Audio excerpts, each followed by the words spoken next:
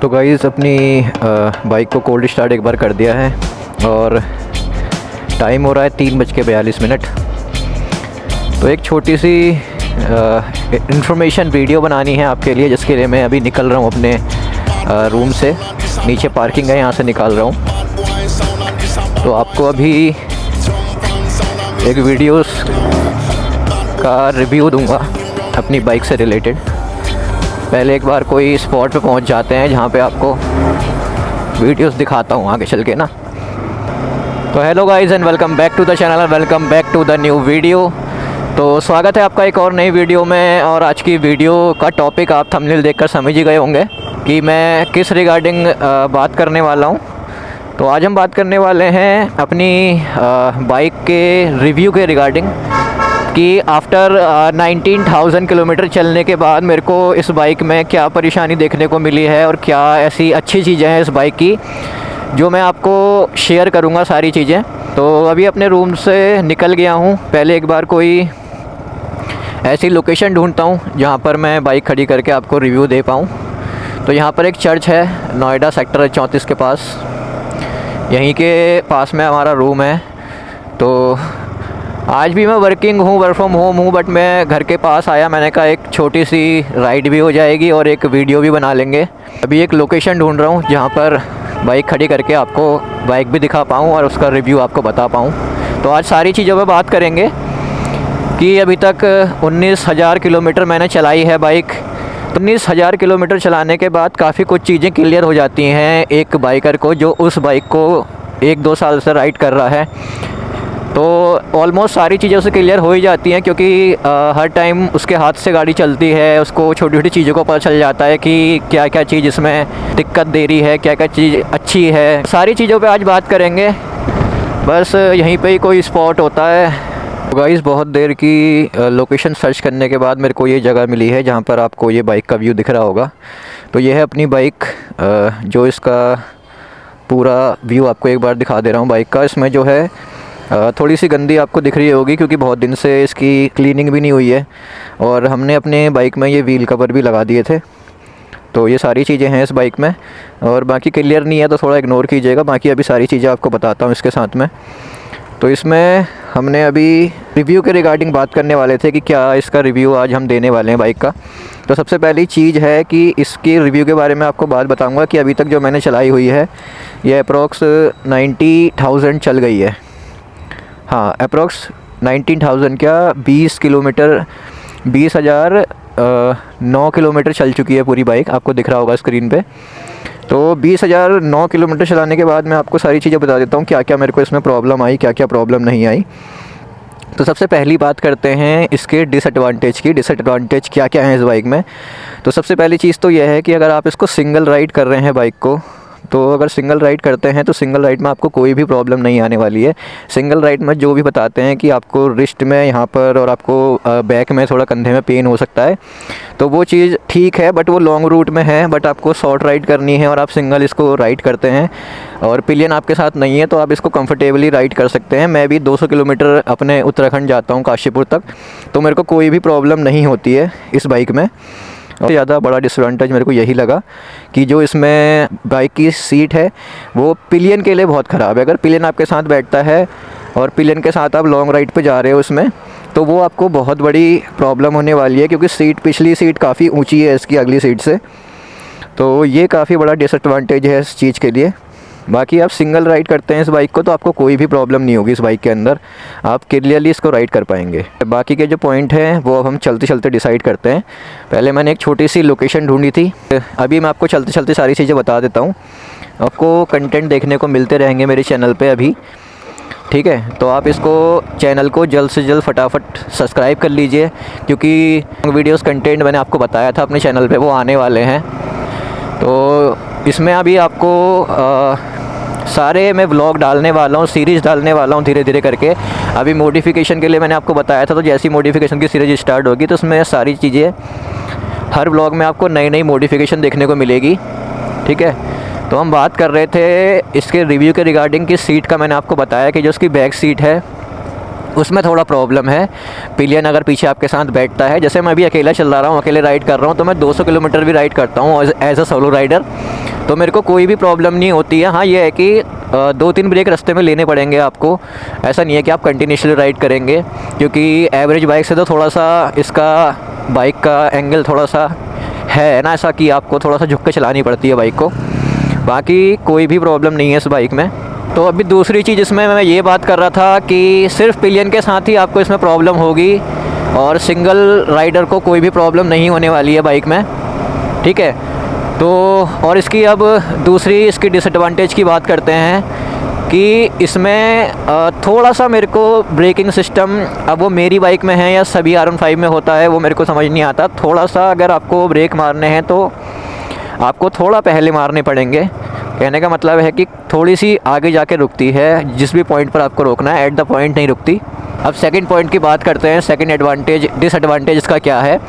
तो सेकंड इसका जो डिसएडवांटेज है वो ये है कि आपको जब आप इसमें किसी पिलियन के साथ राइड करेंगे तो आपको थोड़ा सा लैग देखने को मिलेगा। तो थोड़ा सा लैग करती है बाइक इस चीज़ में, जो इसका पिकअप है वो थोड़ा सा लैग करता है। मतलब जितनी हम रेस दे रहे होते हैं उसके अकॉर्डिंग उतनी बाइक खिंचती नहीं है, पर वो कुछ थोड़े बहुत RPM तक होता है, उसके बाद वो नहीं होता है। एक 7000 RPM से ऊपर जाती है बाइक तो उसके बाद आप पिलियन बैठा हो तो भी वो पावर प्रोड्यूस कर लेती है, कोई प्रॉब्लम नहीं होने वाली है। तो ठीक है, तो सबसे जो मेजर प्रॉब्लम थी डिसएडवांटेज की वो मेरे को सबसे बड़ी प्रॉब्लम यही लगी। और R15 के लिए एक चीज़ और है कि ये फैमिलियर बाइक नहीं है कि आप सोच रहे हैं इसमें आप अपनी मम्मी को बैठा सकते हैं, एक बार को चलो जैसे तैसे आपके पिताजी बैठ सकते हैं, पर अगर आप सोच रहे हैं कि इसमें आप अपनी मम्मी को बैठा सकते हैं तो वो तो इसमें कतई भी नहीं हो सकता है। आप अपनी फैमिली के साथ इस पर राइड नहीं कर सकते हैं, फैमिली को बैठाकर राइड नहीं कर सकते हैं। तो ये इसका सेकंड डिसएडवांटेज है। और अब इसके बात करते हैं एडवांटेज की, कि इसमें डिसएडवांटेज तो हैं, जितने भी डिसएडवांटेज हमने आपको बताए वो सारी चीज़ें इसमें हैं, पर उससे ज़्यादा इसके एडवांटेज हैं।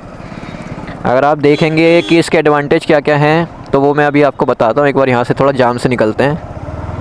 तो इसका एडवांटेज जो है वो मैं आपको बताता हूँ। पहली चीज़ सबसे बड़ा एडवांटेज ये है, जिसके लिए अगर किसी के पास सेकंड कोई दूसरी बाइक है या उसके घर पे उसके पिताजी की कोई बाइक है, उसके पास कोई भी सेकंड कोई दूसरी बाइक है जिसमें वो फैमिली को अपने बैठाकर चला सकते हैं, उनके पास कोई दूसरी इस चीज़ की दिक्कत नहीं है, तो एज़ अ वो अपनी स्पोर्ट्स बाइक इसको ले सकता है कि उसको पर्सनल खुद ही राइड करनी है, बाकी किसी को इतना बैठाना नहीं है, तो वो इसको ले सकता है। क्योंकि सबसे एडवांटेज इसका सबसे बड़ा यही है कि इसका जो एवरेज है, अगर आप इसको मतलब सही से राइड करते हैं, बाइक को अच्छे तरीके से राइड करते हैं, थोड़ा खींच भी लेते हैं, अगर आप खींच के भी बाइक चलाते हैं, मतलब तेज़ बाइक चलाते हैं, तो भी आपको 45 तक का एवरेज दे देगी।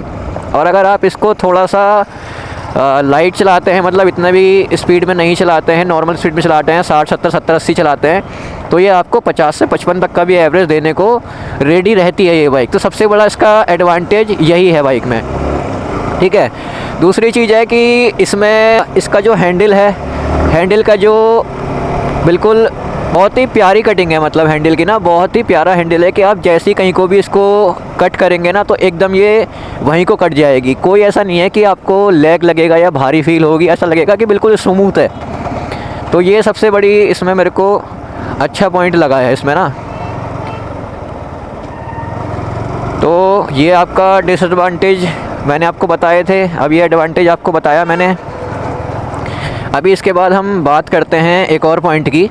काफ़ी लोग इसमें ये भी बोलते हैं कि इसमें जो ट्रैक्शन कंट्रोल है वो ट्रैक्शन कंट्रोल इसमें कोई वर्क करता नहीं है। तो भाई ये वो वर्क करता है और बहुत अच्छा वर्क करता है। आपको काफ़ी टाइम ना ये गिरने से बचा लेगा कहीं ना कहीं, अगर आप यूज़ करते हैं। काफ़ी लोगों ने देखा होगा कि ये रेत में या पानी में थोड़ी सी स्लिप कर रही होती है, पर वो बाइक गिरती नहीं है, आपको बचा लेती है। मेरे साथ ऐसा हुआ है पहले, इसलिए मैं आपको बता रहा हूँ। तो ये इसका एडवांटेज एक और था। बाकी और इसमें क्विक शिफ्टर आपको देखने को मिल जाता है। क्विक शिफ्टर के लिए आप डाउन शिफ्ट में तो आप नहीं कर सकते बिना क्लच दबाए, क्लच आपको दबाना पड़ेगा। अब पर अप शिफ्ट करने के लिए आपको बहुत ही मतलब कोई प्रेशर की ज़रूरत नहीं है। आपको 7000 RPM जाने के बाद हल्का सा क्लिक करना है अप शिफ्ट करने के लिए, और बिना क्लच दबाए करना है 7000 RPM के बाद। देखिए कुछ लोग ऐसा भी करते हैं कि 4000 5000 RPM पे बाइक चल रही है और वो अप शिफ्ट कर रहे हैं, तो भाई उससे बाइक में प्रॉब्लम आ सकती है, ठीक है। और वो अपनी प्रॉब्लम के लिए ही कर रहे हैं, अपनी बाइक के लिए। थोड़ी सी ये प्रॉब्लम तो नहीं है, बट एक हाँ पॉइंट है कि इसमें भी आप TFT कलर डिस्प्ले दे सकते थे, बट वो V4 में नहीं दी हुई है, केवल मॉन्स्टर एडिशन और R15M में दी हुई है।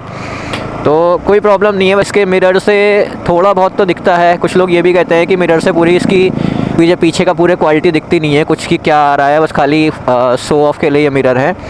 तो हाँ, पूरा तो क्लियर नहीं दिखता है, पर थोड़ा बहुत दिखता है, पता चल जाता है, क्योंकि लोगों के हाथ आ रहे होते हैं, अपने खुद के ही हाथ दिख रहे होते हैं शीशे पे, तो इसकी वजह से थोड़े लोग इस चीज़ के लिए बोलते हैं। मैं रील्स पे भी देखता हूँ काफ़ी लोगों को बैटरी का इशू आता है कि वो स्टार्ट कर रहे हैं सुबह अपनी बाइक और दिखते हैं कि स्क्रीन पे से ना ये सब जो लिखा हुआ आता है, ये सारी चीज़ गायब हो जाती है। तो भाई वो इसलिए होता है जब आप अपनी बाइक को एक हफ़्ता या डेढ़ दो हफ़्ता खड़ी कर रहे हैं या उसके बाद चला नहीं रहे हैं, और अगर किसी की बाइक में ऐसा प्रॉब्लम हो रहा है कि वो रात को खड़ी करके रख रहा है और सुबह फिर भी स्टार्ट नहीं हो रही है, तो भाई उसको बैटरी चार्ज करानी पड़ेगी या बैटरी चेंज करानी पड़ेगी, क्योंकि बैटरी चेंज भी करानी पड़ती है। ऐसा नहीं कि आपने बाइक ले ली तो उसके बाद वही बैटरी चल रही है, तो उसकी बाइक में उसकी बैटरी में कोई इश्यू हो गया होगा जिसकी वजह से वो प्रॉब्लम कर रही है।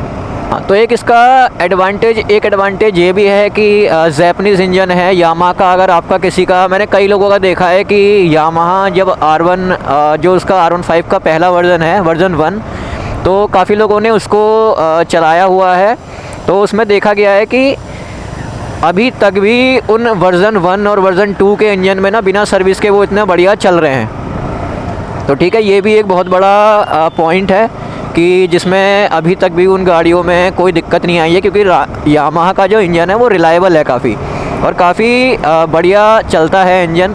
तो इंजन के रिलेटेड कभी भी यामाहा में कोई प्रॉब्लम नहीं आई है। ऐसी कोई मतलब 10% लोगों के में आ जाती है कुछ ना कुछ, पर ऐसी कोई माइनर ही प्रॉब्लम होती है, कोई इतनी बड़ी प्रॉब्लम नहीं होती है कि कोई ऐसा हो गया कि इंजन सीज हो गया। ऐसी कोई प्रॉब्लम कभी नहीं हुई है यामाहा में।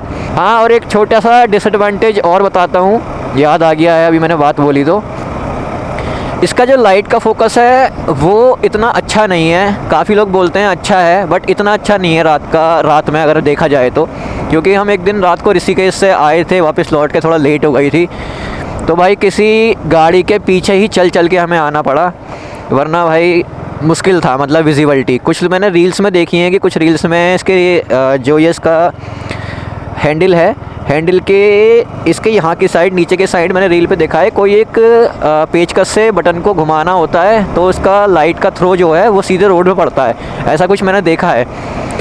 तो वो मैं ट्राई करके देखूँगा, अगर उससे कुछ होता है तो उस पर वीडियो बनाऊँगा किसी दिन। यही सारी चीज़ें आज जितनी मेरे दिमाग में आ पाई, और बाकी कोई क्वेश्चन आपको इसके रिगार्डिंग हो कि इसमें किसी भी मतलब R15 के रिलेटेड कोई भी आपका क्वेश्चन हो कि क्या प्रॉब्लम हो सकती है क्या नहीं हो सकती है, तो वो आप मेरे को कमेंट में ज़रूर लिख दीजिएगा, मैं उसका रिप्लाई पर्सनल सबको दूंगा। और किसी भी R15 से रिलेटेड कोई क्वेरी होती है तो आप मेरे को इंस्टाग्राम पे DM कर सकते हैं, ठीक है।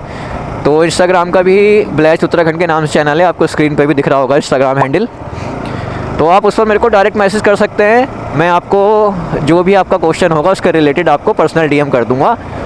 इसके एडवांटेज और डिसएडवांटेज थे जितने भी मैंने आपको बताए, बाकी आपको बता दिया है। कोई भी आपको क्वेश्चन होता है किसी रिलेटेड R15 से रिलेटेड तो आप मेरे को DM कर सकते हैं, और यूट्यूब पर भी कमेंट करके जानकारी ले सकते हैं मुझसे किसी भी चीज़ के लिए, ठीक है।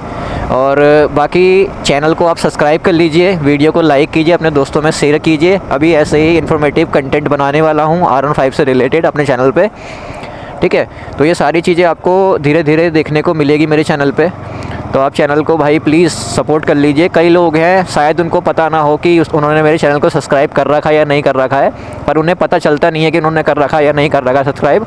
तो यार प्लीज़ एक बार अपने अगर वीडियोस देखते हैं तो एक बार जाकर आप प्लीज़ देख लीजिए कि आपने सब्सक्राइब किया हुआ है या नहीं किया हुआ है, क्योंकि काफ़ी परसेंटेज लोग मेरे उसमें ऐसे आते हैं कि जिन्होंने चैनल को सब्सक्राइब नहीं किया हुआ है बट वो वीडियोस देख रहे हैं। तो यार आपका एक सब्सक्राइब करने में कुछ नहीं जाएगा, तो प्लीज़ सब्सक्राइब कर दीजिए आप, और वीडियोस अच्छी लाने का ट्राई करेंगे अपने चैनल पे, ठीक है। बाकी अभी मेरे को यहाँ से अपने रूम के लिए एक छोटा सा प्लांट लेना है जो इंडोर प्लांट होता है, तो वो मैं ट्राई कर रहा हूँ ढूंढने की, यहीं पे कहीं पे मिलता है। जो तुम बता रहे हो 200 का है वो कौन सा है? 200 वाला नहीं है। नहीं है? अरे यार, तो 300 तो तुम बहुत ज़्यादा बता रहे हो यार। बाकी यही सब वीडियो थी। फटाफट से आप चैनल को यार सब्सक्राइब कर लेना, वीडियो को लाइक ज़रूर कर देना ये वाली वीडियो को। और इससे पहले भी वीडियो डाली है, अब थोड़े हर 2-3 दिन में 3-4 दिन में कंटेंट आपको देखने को मिलता रहेगा। तो वीडियो को लाइक कर देना यार फटाफट से, और चैनल को सब्सक्राइब कर देना। मिलते हैं नेक्स्ट व्लॉग में। देन तब तक के लिए bye bye, good ride, safe ride.